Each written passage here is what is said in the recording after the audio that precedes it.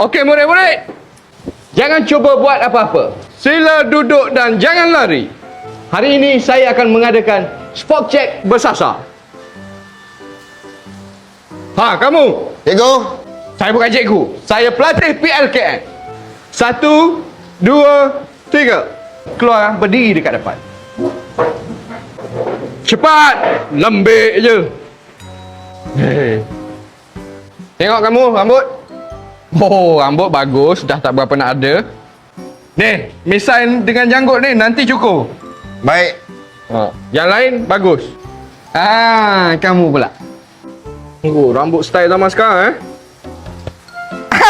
dah jumpa. Kenapa pakai selipar?